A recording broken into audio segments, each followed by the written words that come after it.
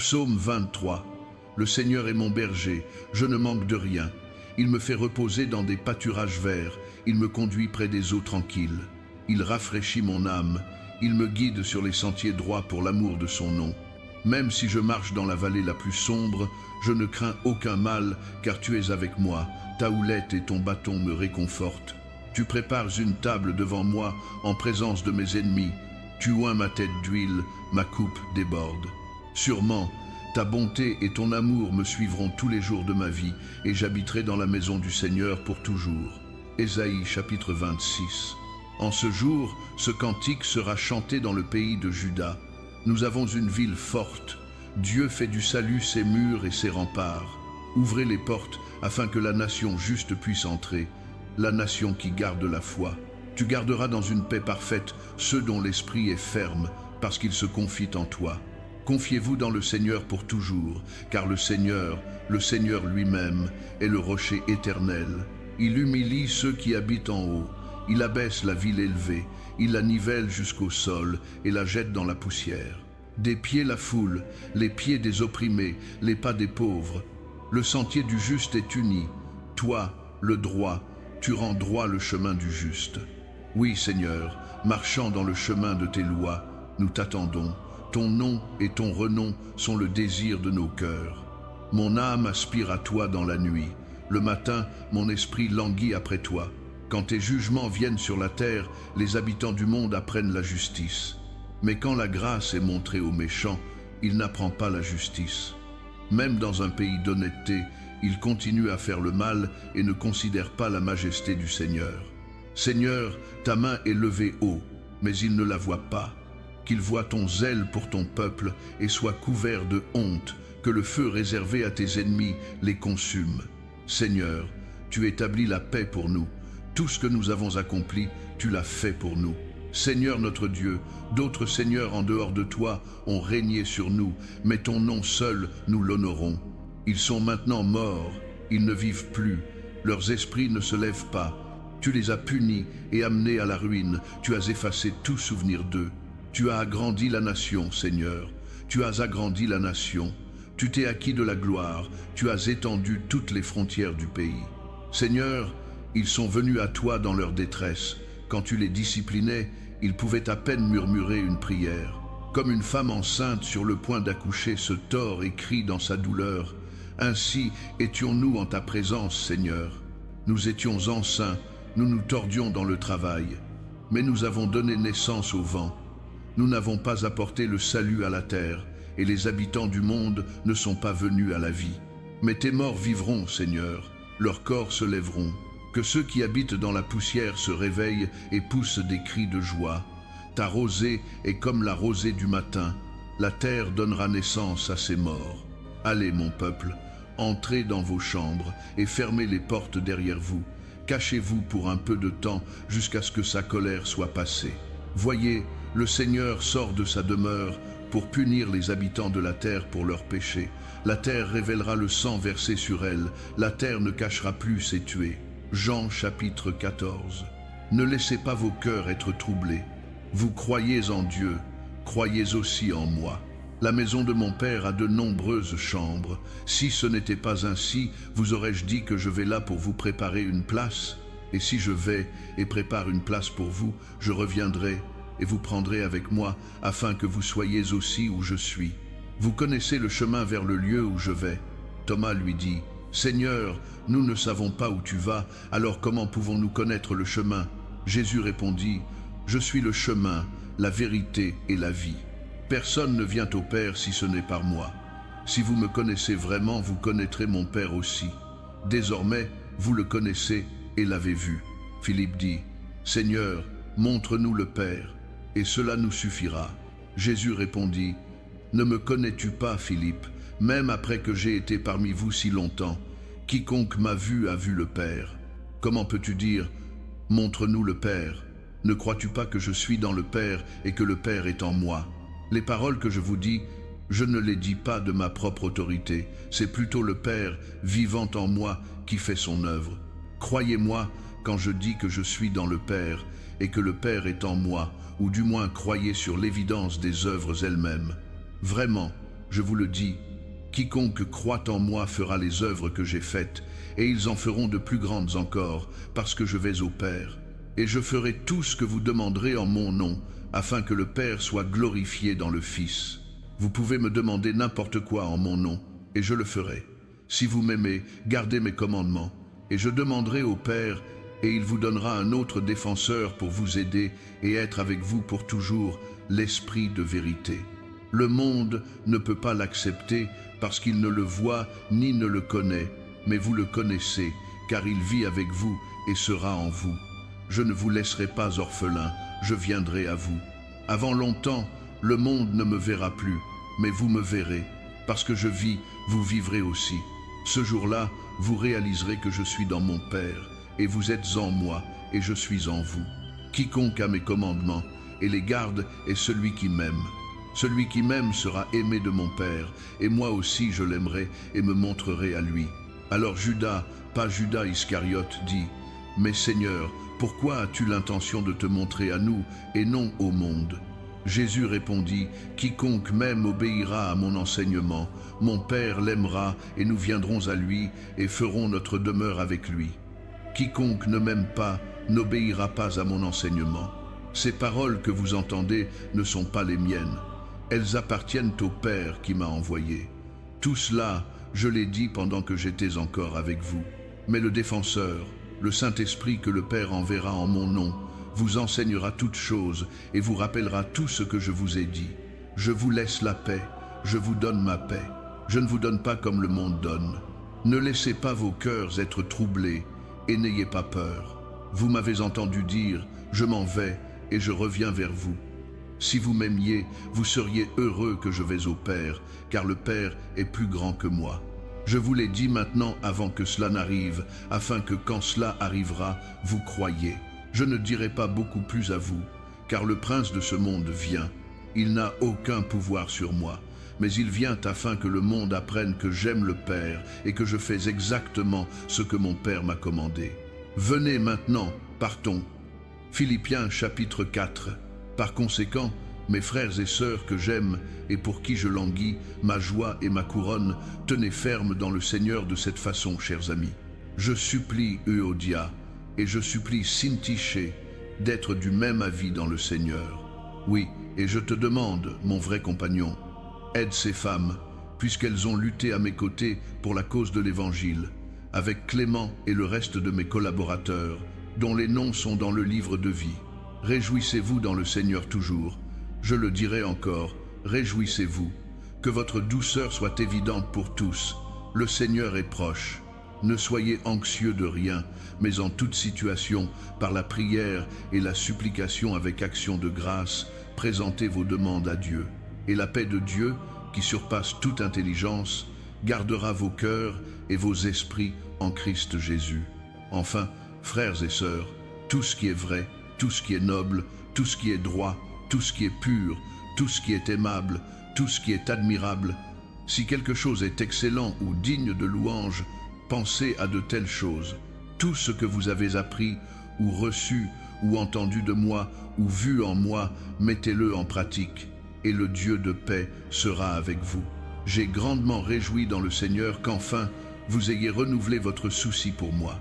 En effet, vous étiez inquiet, mais vous n'aviez pas l'occasion de le montrer. Je ne dis pas cela parce que je suis dans le besoin, car j'ai appris à être content quelles que soient les circonstances. Je sais ce que c'est d'être dans le besoin, et je sais ce que c'est d'avoir en abondance.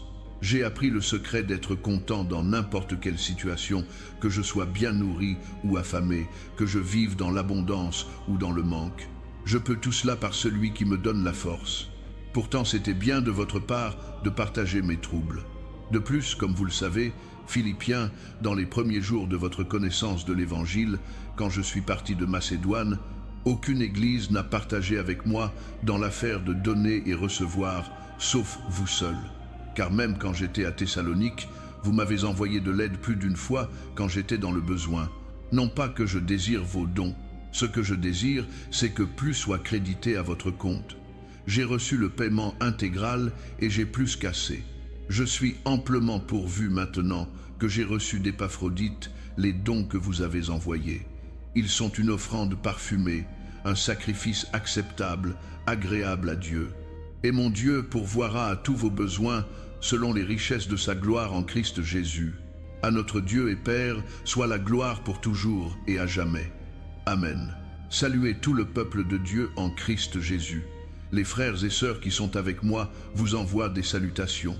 Tout le peuple de Dieu ici vous envoie des salutations, surtout ceux qui appartiennent à la maison de César. La grâce du Seigneur Jésus-Christ soit avec votre esprit. Amen. Psaume 91. Quiconque habite à l'abri du Très-Haut reposera à l'ombre du Tout-Puissant. Je dirai du Seigneur, il est mon refuge et ma forteresse, mon Dieu en qui je me confie. Sûrement, il te sauvera du piège de l'oiseleur et de la peste mortelle. Il te couvrira de ses plumes, et sous ses ailes tu trouveras refuge. Sa fidélité sera ton bouclier et ton rempart. Tu ne craindras pas la terreur de la nuit, ni la flèche qui vole de jour, ni la peste qui marche dans les ténèbres, ni la plaie qui détruit à midi. 1000 peuvent tomber à ton côté, 10 000 à ta droite, mais cela ne t'approchera pas. Tu observeras seulement de tes yeux et verras le châtiment des méchants. Si tu dis « Le Seigneur est mon refuge » et que tu fais du Très-Haut ta demeure, aucun mal ne t'atteindra, aucun désastre n'approchera de ta tente.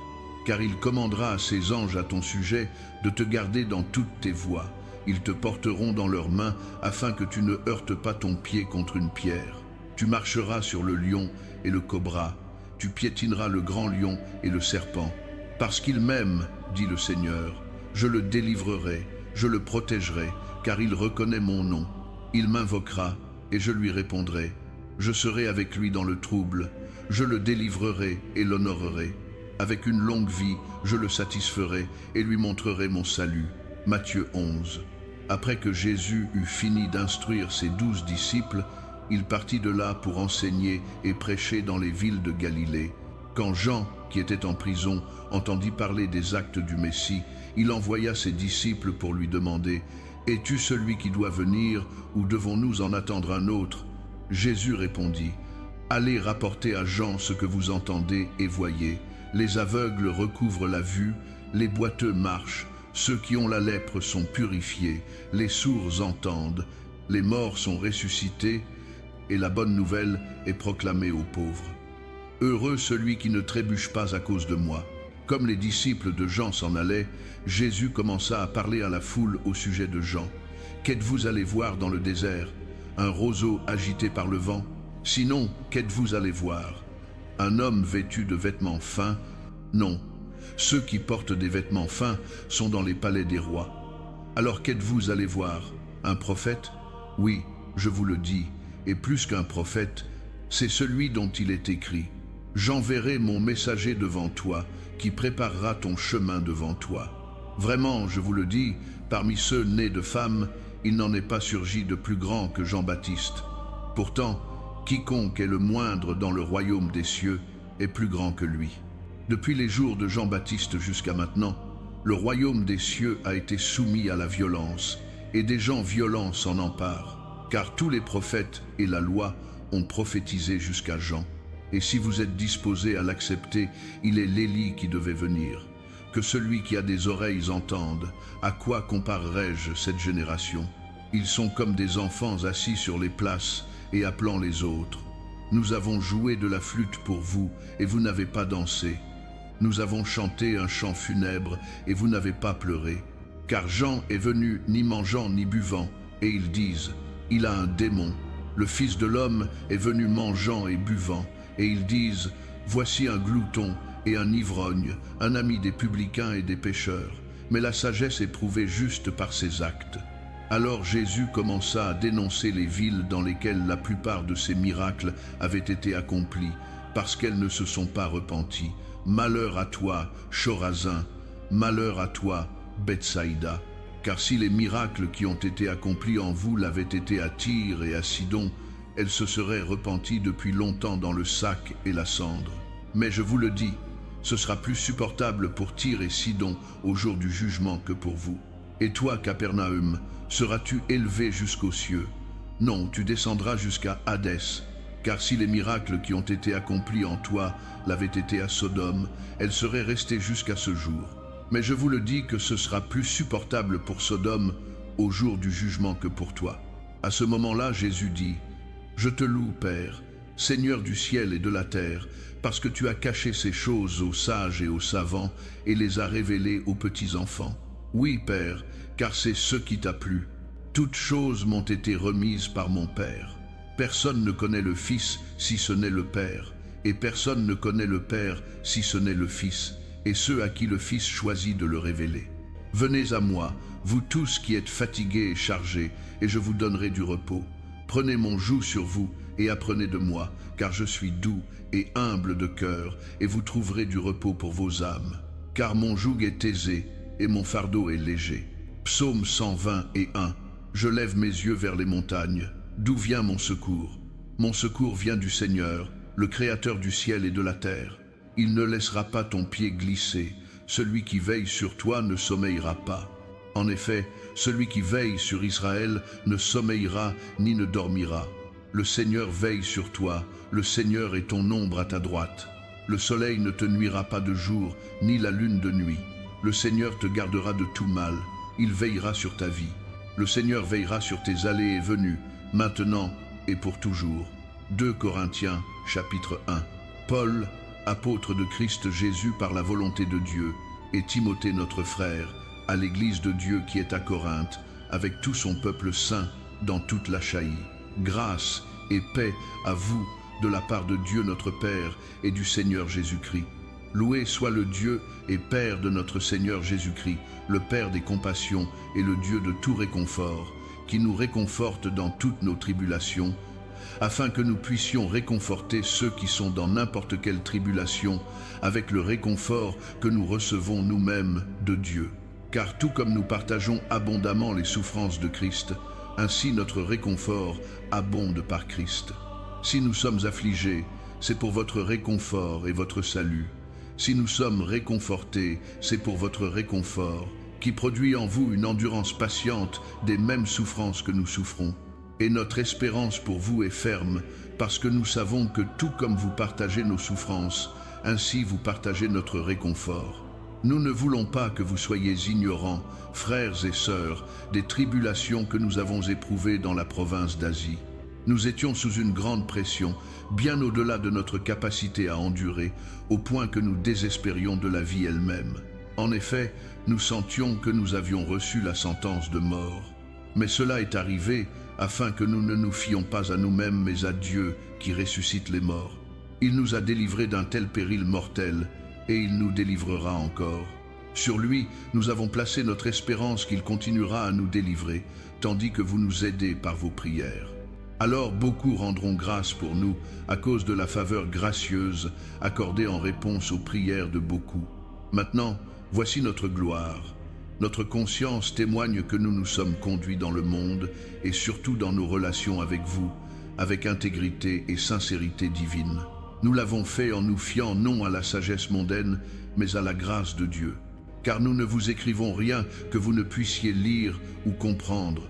Et j'espère que, comme vous nous avez compris en partie, vous viendrez à nous comprendre pleinement, que vous puissiez vous glorifier de nous, tout comme nous nous glorifierons de vous au jour du Seigneur Jésus. Parce que j'étais confiant en cela, je voulais vous visiter d'abord, afin que vous puissiez bénéficier 2 fois. Je voulais vous visiter en allant en Macédoine et revenir vers vous de Macédoine, puis vous laisser m'envoyer en Judée.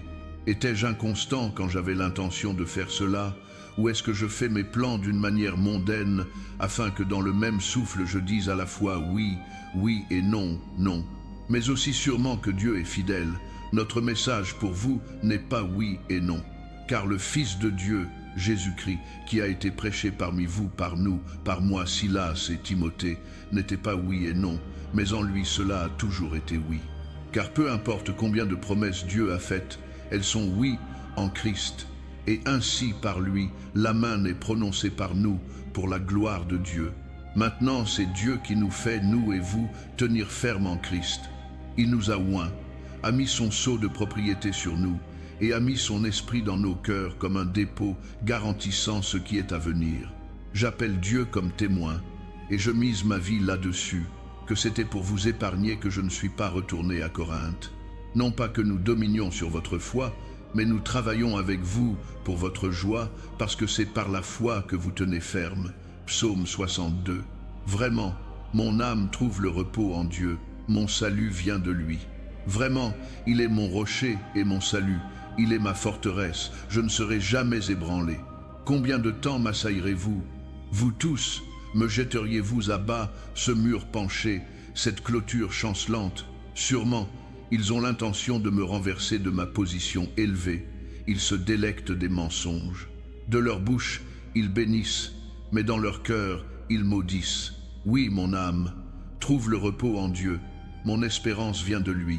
Vraiment, il est mon rocher et mon salut. Il est ma forteresse, je ne serai pas ébranlé.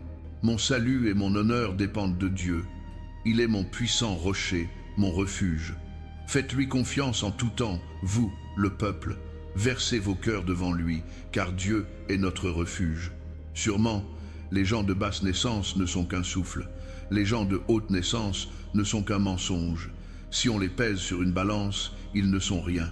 Ensemble, ils ne sont qu'un souffle. Ne mettez pas votre confiance dans l'extorsion, ni votre vaine espérance dans les biens volés, bien que vos richesses augmentent, n'y mettez pas votre cœur. Une chose que Dieu a dite, deux choses que j'ai entendues. La puissance appartient à toi, Dieu, et avec toi, Seigneur, est un amour infaillible, et tu récompenses chacun selon ce qu'il a fait. Ésaïe chapitre 40. Consolez, consolez mon peuple, dit votre Dieu. Parlez tendrement à Jérusalem et proclamez-lui que son dur service est accompli, que son péché est payé, qu'elle a reçu de la main du Seigneur le double pour tous ses péchés. Une voix de quelqu'un qui appelle dans le désert. Préparez le chemin pour le Seigneur.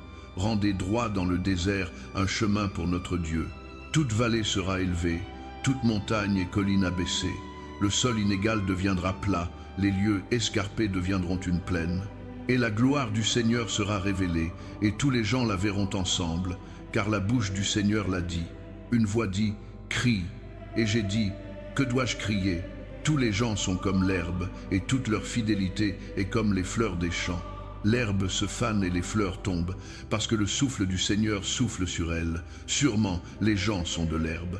L'herbe se fane et les fleurs tombent, mais la parole de notre Dieu endure pour toujours.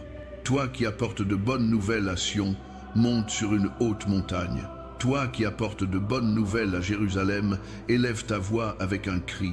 Élève-la, n'aie pas peur. Dis aux villes de Juda, voici votre Dieu. Vois, le Seigneur souverain vient avec puissance, et il règne avec un bras puissant. Vois, sa récompense est avec lui, et sa rétribution l'accompagne. Il garde son troupeau comme un berger. Il rassemble les agneaux dans ses bras et les porte près de son cœur. Il guide doucement ceux qui ont des petits. Qui a mesuré les eaux dans le creux de sa main, ou avec la largeur de sa main marqué les cieux? Qui a tenu la poussière de la terre dans un panier, ou pesé les montagnes sur les balances et les collines dans une balance? Qui peut sonder l'esprit du Seigneur, ou instruire le Seigneur comme son conseiller? Qui le Seigneur a-t-il consulté pour l'éclairer, et qui lui a enseigné le bon chemin? Qui lui a enseigné la connaissance, ou lui a montré le chemin de la compréhension? Sûrement, les nations sont comme une goutte dans un seau. Elles sont considérées comme de la poussière sur les balances. Il pèse les îles comme si elles étaient de la fine poussière. Le Liban n'est pas suffisant pour les feux d'autel, ni ses animaux assez pour les holocaustes. Devant lui, toutes les nations ne sont rien. Elles sont considérées par lui comme sans valeur et moins que rien. À qui donc comparerez-vous Dieu? À quelle image le comparerez-vous? Quant à une idole, un ouvrier du métal la coule et un orfèvre la recouvre d'or et façonne des chaînes d'argent pour elle. Une personne trop pauvre pour présenter une telle offrande choisit du bois qui ne pourrira pas. Elle cherche un ouvrier habile pour ériger une idole qui ne basculera pas. Ne savez-vous pas? N'avez-vous pas entendu? Ne vous a-t-on pas dit depuis le commencement? N'avez-vous pas compris depuis que la terre a été fondée? Il est assis sur son trône au-dessus du cercle de la terre, et ses habitants sont comme des sauterelles. Il étend les cieux comme un dais et les déploie comme une tente pour y vivre. Il réduit les princes à néant et rend les dirigeants de ce monde à rien. À peine sont-ils plantés, à peine sont-ils semés, à peine prennent-ils racine dans le sol, qu'ils soufflent sur eux, et ils se fanent, et un tourbillon les emporte comme de la paille. À qui me comparerez-vous, ou qui est mon égal? Dit le saint. Levez les yeux et regardez les cieux. Qui a créé tout cela? Celui qui fait sortir l'armée des étoiles une par une et appelle chacune d'elles par son nom. À cause de sa grande puissance et de sa force puissante, pas une d'elles ne manque. Pourquoi te plains-tu, Jacob? Pourquoi dis-tu, Israël? Mon chemin est caché au Seigneur, ma cause est ignorée par mon Dieu. Ne sais-tu pas, n'as-tu pas entendu? Le Seigneur est le Dieu éternel, le Créateur des extrémités de la terre. Il ne se fatigue pas ni ne se lasse, et sa compréhension, personne ne peut la sonder. Il donne de la force aux fatigués et augmente la puissance des faibles. Même les jeunes se fatiguent et se lassent, et les jeunes hommes trébuchent et tombent. Mais ceux qui espèrent dans le Seigneur renouvelleront leur force. Ils s'élèveront sur des ailes comme des aigles, ils courront et ne se lasseront pas, ils marcheront et ne s'évanouiront pas. Romains chapitre 8. Par conséquent, il n'y a maintenant aucune condamnation pour ceux qui sont en Christ Jésus, parce que par Christ Jésus, la loi de l'Esprit qui donne la vie vous a libérés de la loi du péché et de la mort. Car ce que la loi était impuissante à faire parce qu'elle était affaiblie par la chair, Dieu l'a fait en envoyant son propre Fils à la ressemblance de la chair pécheresse pour être une offrande pour le péché. Et ainsi, il a condamné le péché dans la chair, afin que l'exigence juste de la loi soit pleinement accomplie en nous, qui ne vivons pas selon la chair, mais selon l'esprit. Ceux qui vivent selon la chair ont leurs esprits fixés sur ce que désire la chair, mais ceux qui vivent en accord avec l'esprit ont leurs esprits fixés sur ce que désire l'esprit. L'esprit gouverné par la chair est la mort, mais l'esprit gouverné par l'esprit est la vie et la paix. L'esprit gouverné par la chair est hostile à Dieu. Il ne se soumet pas à la loi de Dieu, ni ne le peut-il. Ceux qui sont dans le domaine de la chair ne peuvent pas plaire à Dieu. Vous, cependant, n'êtes pas dans le domaine de la chair, mais dans le domaine de l'esprit, si en effet l'Esprit de Dieu vit en vous. Et si quiconque n'a pas l'Esprit de Christ, il n'appartient pas à Christ. Mais si Christ est en vous, alors même si votre corps est sujet à la mort à cause du péché, l'Esprit donne la vie à cause de la justice. Et si l'Esprit de celui qui a ressuscité Jésus d'entre les morts vit en vous, celui qui a ressuscité Christ d'entre les morts donnera aussi la vie à vos corps mortels à cause de son Esprit qui vit en vous. Par conséquent, frères et sœurs, nous avons une obligation, mais ce n'est pas envers la chair, de vivre selon elle. Car si vous vivez selon la chair, vous mourrez. Mais si par l'Esprit vous mettez à mort les actes mauvais du corps, vous vivrez. Car ceux qui sont conduits par l'Esprit de Dieu sont les enfants de Dieu. L'Esprit que vous avez reçu ne vous rend pas esclaves, afin que vous viviez à nouveau dans la peur. Plutôt, l'Esprit que vous avez reçu a apporté votre adoption en tant que fils. Et par lui nous crions « Abba, Père ». L'Esprit lui-même témoigne avec notre esprit que nous sommes enfants de Dieu. Maintenant, si nous sommes enfants, alors nous sommes héritiers, héritiers de Dieu et co-héritiers avec Christ, si en effet nous partageons ses souffrances afin que nous puissions aussi partager sa gloire. Je considère que nos souffrances présentes ne valent pas la peine d'être comparées à la gloire qui sera révélée en nous, car la création attend avec une attente impatiente que les enfants de Dieu soient révélés. Car la création a été soumise à la frustration, non par son propre choix, mais par la volonté de celui qui l'a soumise, dans l'espérance que la création elle-même sera libérée de son esclavage à la décadence et amenée dans la liberté et la gloire des enfants de Dieu. Nous savons que toute la création a gémi comme dans les douleurs de l'enfantement jusqu'à présent. Non seulement cela, mais nous-mêmes, qui avons les prémices de l'Esprit, gémissons intérieurement tandis que nous attendons avec impatience notre adoption en tant que fils, la rédemption de nos corps. Car dans cette espérance, nous avons été sauvés. Mais l'espérance qui est vue n'est pas du tout une espérance. Qui espère ce qu'il a déjà? Mais si nous espérons ce que nous n'avons pas encore, nous l'attendons patiemment. De la même façon, l'Esprit nous aide dans notre faiblesse. Car nous ne savons pas ce que nous devrions prier, mais l'Esprit lui-même intercède pour nous par des gémissements sans mots. Et celui qui sonde nos cœurs connaît l'esprit de l'Esprit, parce que l'Esprit intercède pour le peuple de Dieu en accord avec la volonté de Dieu. Et nous savons qu'en toute chose, Dieu œuvre pour le bien de ceux qui l'aiment, qui ont été appelés selon son dessein. Car ceux que Dieu a connus d'avance, il les a aussi prédestinés à être conformés à l'image de son Fils, afin qu'il soit le premier-né parmi de nombreux frères et sœurs. Et ceux qu'il a prédestinés, il les a aussi appelés. Ceux qu'il a appelés, il les a aussi justifiés. Ceux qu'il a justifiés, il les a aussi glorifiés. Que dirons-nous donc en réponse à ces choses? Si Dieu est pour nous, qui peut être contre nous? Celui qui n'a pas épargné son propre Fils, mais l'a livré pour nous tous, comment ne nous donnera-t-il pas aussi gracieusement toutes choses avec lui? Qui portera une accusation contre ceux que Dieu a choisis? C'est Dieu qui justifie. Qui donc est celui qui condamne? Personne.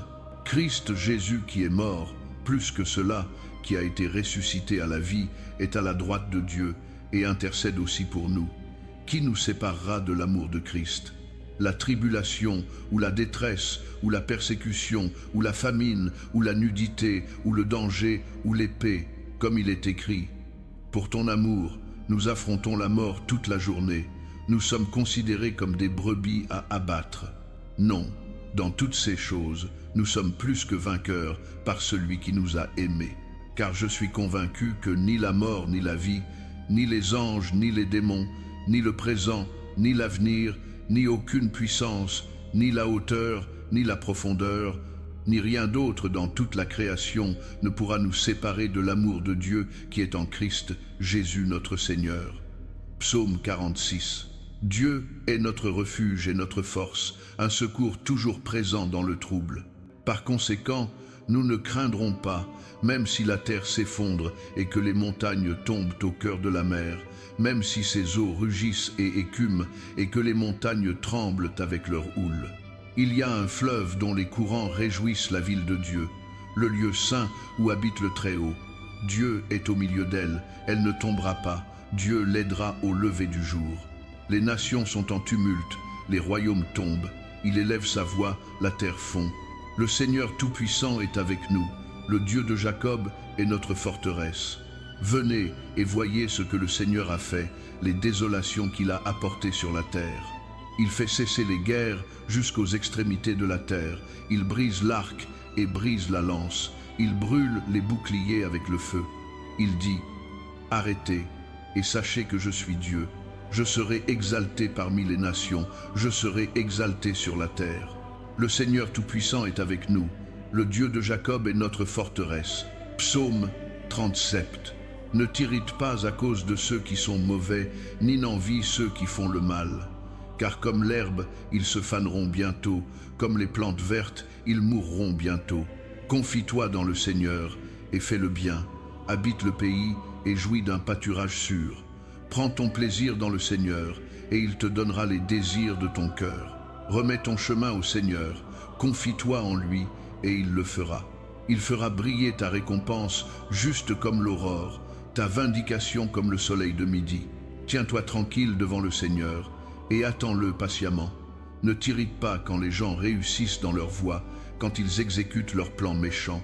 Abstiens-toi de la colère et détourne-toi de la fureur. Ne t'irrite pas, cela ne mène qu'au mal, car ceux qui sont mauvais seront détruits, mais ceux qui espèrent dans le Seigneur hériteront le pays. Encore un peu de temps, et le méchant ne sera plus. Bien que tu le cherches, il ne sera pas trouvé. Mais les humbles hériteront le pays et jouiront de la paix et de la prospérité. Le méchant complote contre le juste et grince des dents contre lui. Mais le Seigneur rit du méchant, car il sait que son jour vient. Les méchants tirent l'épée et bandent l'arc pour abattre les pauvres et les nécessiteux, pour tuer ceux dont les voies sont droites. Mais leurs épées perceront leur propre cœur, et leurs arcs seront brisés. Mieux vaut le peu que possèdent les justes que la richesse de nombreux méchants, car la puissance des méchants sera brisée, mais le Seigneur soutient les justes. Les irréprochables passent leurs jours sous le soin du Seigneur, et leur héritage durera pour toujours. Dans les temps de désastre, ils ne se faneront pas, dans les jours de famine, ils jouiront de l'abondance. Mais les méchants périront. bien que les ennemis du Seigneur soient comme les fleurs des champs, ils seront consumés, ils monteront en fumée. Les méchants empruntent et ne remboursent pas, mais les justes donnent généreusement. Ceux que le Seigneur bénit hériteront le pays, mais ceux qu'il maudit seront détruits. Le Seigneur rend ferme les pas de celui qui se plaît en lui. Bien qu'il trébuche, il ne tombera pas, car le Seigneur le soutient de sa main. J'étais jeune, et maintenant je suis vieux. Pourtant je n'ai jamais vu les justes abandonnés, ni leurs enfants mendiant du pain. Ils sont toujours généreux et prêtent librement. Leurs enfants seront une bénédiction. Détourne-toi du mal et fais le bien. Alors tu habiteras dans le pays pour toujours. Car le Seigneur aime les justes et ne forçacera pas ses fidèles. Les malfaiteurs seront complètement détruits. La descendance des méchants périra. Les justes hériteront le pays et y habiteront pour toujours.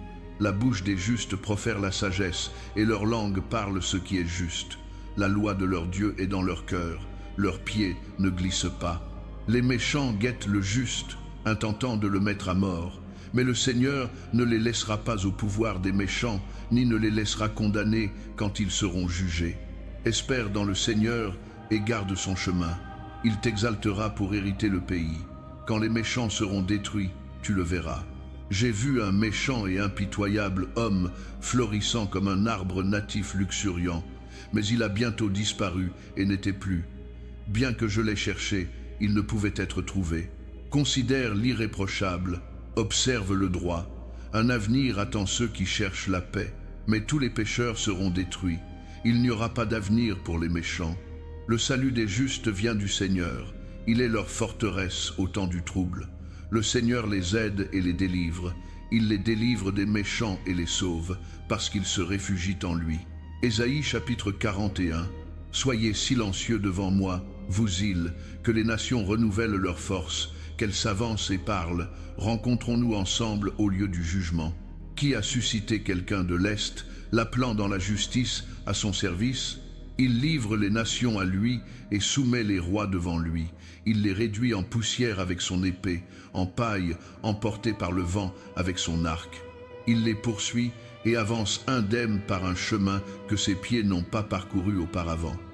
Qui a fait cela et l'a accompli, appelant les générations depuis le commencement?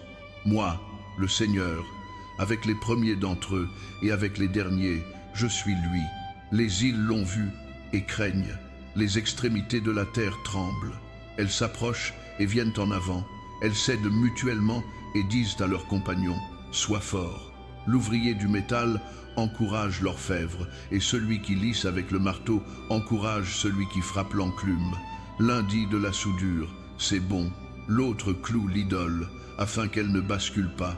Mais toi, Israël, mon serviteur, Jacob que j'ai choisi, descendant d'Abraham, mon ami, je t'ai pris des extrémités de la terre, des coins les plus éloignés je t'ai appelé. J'ai dit, tu es mon serviteur, je t'ai choisi et ne t'ai pas rejeté. Donc ne crains pas, car je suis avec toi. Ne sois pas consterné, car je suis ton Dieu. Je te fortifierai et t'aiderai. Je te soutiendrai de ma droite, droite juste. Tous ceux qui s'enragent contre toi seront sûrement couverts de honte et de déshonneur. Ceux qui s'opposent à toi seront comme rien et périront. Bien que tu cherches tes ennemis, tu ne les trouveras pas. Ceux qui te font la guerre seront comme rien du tout. Car je suis le Seigneur ton Dieu qui prend ta main droite et te dit, ne crains pas, je t'aiderai. Ne sois pas afraid, toi vers Jacob, petit Israël, ne crains pas, car moi-même je t'aiderai, déclare le Seigneur, ton Rédempteur, le Saint d'Israël.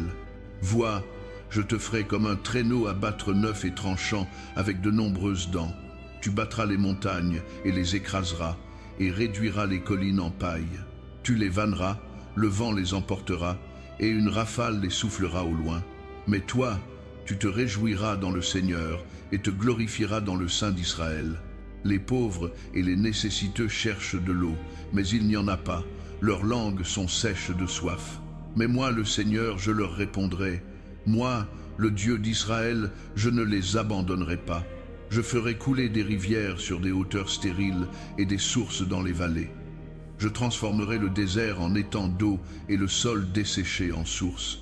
Je mettrai dans le désert le cèdre et l'acacia, le myrte et l'olivier. Je placerai des genévriers dans le désert. le sapin et le cyprès ensemble, afin que les gens voient et sachent, considèrent et comprennent que la main du Seigneur a fait cela, que le Saint d'Israël l'a créé. Présentez votre cause, dit le Seigneur, exposez vos arguments, dit le roi de Jacob. Dites-nous, vous idoles, ce qui va arriver. Dites-nous ce que étaient les choses anciennes, afin que nous puissions les considérer et connaître leur issue finale. Ou déclarez-nous les choses à venir.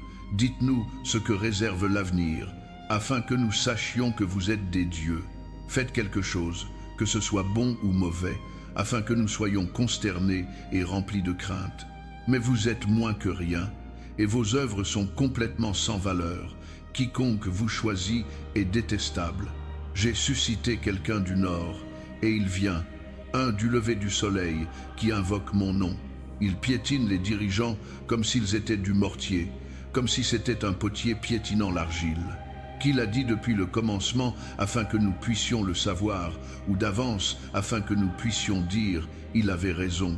Personne ne l'a dit, personne ne l'a prédit, personne n'a entendu de parole de vous. J'ai été le premier à dire à Sion « regarde, les voici ». J'ai donné à Jérusalem un messager de bonnes nouvelles.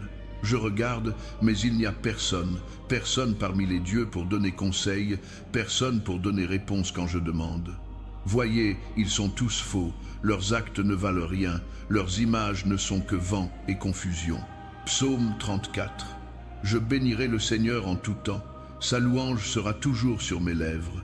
Je me glorifierai dans le Seigneur, que les affligés entendent et se réjouissent. Glorifiez le Seigneur avec moi, exaltons son nom ensemble. J'ai cherché le Seigneur et il m'a répondu. Il m'a délivré de toutes mes craintes. Ceux qui le regardent sont rayonnants. Leurs visages ne sont jamais couverts de honte. Ce pauvre homme a appelé, et le Seigneur l'a entendu. Il l'a sauvé de tous ses troubles. L'ange du Seigneur campe autour de ceux qui le craignent, et il les délivre. Goûtez et voyez que le Seigneur est bon. Heureux celui qui se réfugie en lui. Craignez le Seigneur, vous son peuple saint, car ceux qui le craignent ne manquent de rien. Les lions peuvent s'affaiblir et avoir faim, mais ceux qui cherchent le Seigneur ne manquent d'aucun bien. Venez mes enfants, écoutez-moi, je vous enseignerai la crainte du Seigneur. Quiconque d'entre vous aime la vie et désire voir de nombreux bons jours, garde sa langue du mal et ses lèvres de dire des mensonges. Détourne-toi du mal et fais le bien, cherche la paix et poursuis-la. Les yeux du Seigneur sont sur les justes et ses oreilles sont attentives à leurs cris. Mais la face du Seigneur est contre ceux qui font le mal, pour effacer leur nom de la terre. Les justes crient, et le Seigneur les entend. Il les délivre de tous leurs troubles. Le Seigneur est proche des cœurs brisés et sauve ceux qui sont écrasés d'esprit. Le juste peut avoir de nombreux troubles, mais le Seigneur le délivre de tous. Il protège tous ses os, pas un d'eux ne sera brisé. Le mal tuera les méchants, les ennemis des justes seront condamnés. Le Seigneur délivrera ses serviteurs. Personne qui se réfugie en lui ne sera condamné. Hébreux 4. Par conséquent, puisque la promesse d'entrer dans son repos subsiste encore, soyons attentifs à ce qu'aucun d'entre vous ne soit trouvé en avoir manqué. Car nous aussi avons eu la bonne nouvelle proclamée comme eux. Mais le message qu'ils ont entendu ne leur a été d'aucune valeur, parce qu'ils n'ont pas partagé la foi de ceux qui ont obéi. Maintenant, nous qui avons cru entrons dans ce repos, tout comme Dieu a dit. Ainsi j'ai déclaré sous serment dans ma colère, ils n'entreront jamais dans mon repos. Et pourtant ces œuvres ont été achevées depuis la création du monde. Car quelque part il a parlé du 7e jour en ces mots. Au 7e jour, Dieu s'est reposé de toutes ses œuvres. Et de nouveau dans le passage ci-dessus, il dit, ils n'entreront jamais dans mon repos. Par conséquent, puisqu'il reste encore pour certains d'entrer dans ce repos, et puisque ceux qui avaient autrefois eu la bonne nouvelle proclamée n'y sont pas entrés à cause de leur désobéissance, Dieu fixe de nouveau un certain jour, l'appelant aujourd'hui. Cela il l'a fait quand, longtemps après, il a parlé par David, comme dans le passage déjà cité. Aujourd'hui, si vous entendez sa voix, n'endurcissez pas vos cœurs. Car si Josué leur avait donné le repos, Dieu n'aurait pas parlé plus tard d'un autre jour. Il reste donc un repos sabbatique pour le peuple de Dieu, car quiconque entre dans le repos de Dieu se repose aussi de ses œuvres, tout comme Dieu l'a fait des siennes. Faisons donc tous les efforts pour entrer dans ce repos, afin que personne ne périsse en suivant leur exemple de désobéissance. Car la parole de Dieu est vivante et active, plus tranchante que toute épée à double tranchant. Elle pénètre jusqu'à diviser l'âme et l'esprit, les jointures et la moelle. Elle juge les pensées et les attitudes du cœur. Rien dans toute la création n'est caché à la vue de Dieu. Tout est découvert et mis à nu devant les yeux de celui à qui nous devons rendre compte. Par conséquent, puisque nous avons un grand souverain sacrificateur qui est monté aux cieux, Jésus le Fils de Dieu, tenons fermement à la foi que nous professons. Car nous n'avons pas un souverain sacrificateur incapable de compatir à nos faiblesses, mais nous en avons un qui a été tenté en tous points comme nous, pourtant il n'a pas péché. Approchons-nous donc avec confiance du trône de la grâce, afin que nous recevions miséricorde et trouvions grâce pour nous aider au temps du besoin. Apocalypse, chapitre 20 et 1.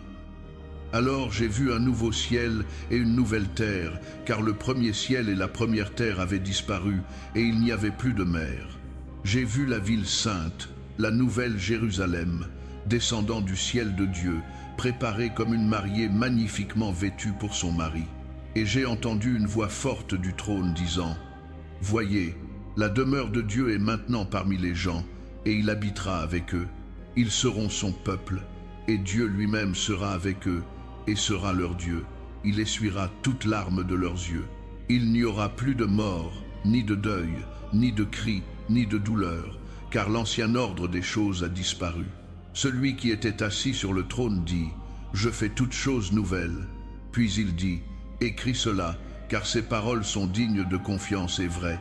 Il me dit : C'est fait. Je suis l'alpha et l'oméga, le commencement et la fin.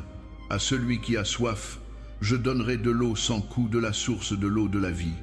Ceux qui sont victorieux hériteront de tout cela, et je serai leur Dieu, et ils seront mes enfants.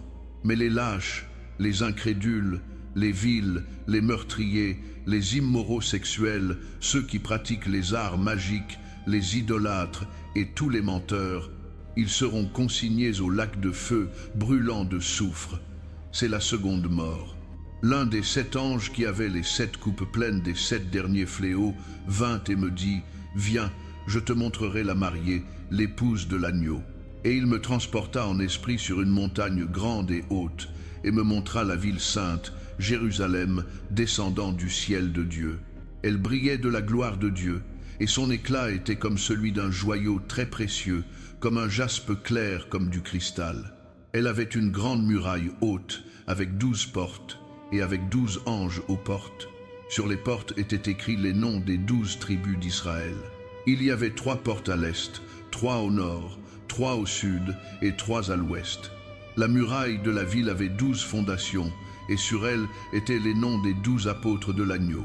L'ange qui me parlait avait une canne à mesurer en or pour mesurer la ville, ses portes et ses murailles. La ville était disposée comme un carré, aussi longue que large. Il mesura la ville avec la canne et la trouva de 12 000 stades de longueur, et aussi large et haute qu'elle est longue. L'ange mesura la muraille en utilisant la mesure humaine, et elle faisait 144 coudées d'épaisseur. La muraille était faite de jaspe, et la ville d'or pur, pur comme du verre. Les fondations des murailles de la ville étaient ornées de toutes sortes de pierres précieuses. La première fondation était de jaspe, la seconde de saphir, la troisième d'agate, la quatrième d'émeraude, la cinquième d'onyx, la sixième de rubis, la septième de chrysolite, la huitième de béryl, la neuvième de topaze, la 10e de turquoise, la 11e de jacinthe et la 12e d'améthyste. Les 12 portes étaient 12 perles, chaque porte faite d'une seule perle. La grande rue de la ville était d'or, pure comme du verre transparent. Je n'ai pas vu de temple dans la ville, parce que le Seigneur Dieu Tout-Puissant et l'agneau sont son temple. La ville n'a pas besoin du soleil ni de la lune pour briller sur elle, car la gloire de Dieu lui donne la lumière, et l'agneau est sa lampe. Les nations marcheront à sa lumière, et les rois de la terre y apporteront leur splendeur. Aucun jour ses portes ne seront fermées, car il n'y aura pas de nuit là. La gloire et l'honneur des nations y seront apportés. Rien d'impur n'y entrera jamais, ni quiconque fait ce qui est honteux ou trompeur, mais seulement ceux dont les noms sont écrits dans le livre de vie de l'agneau.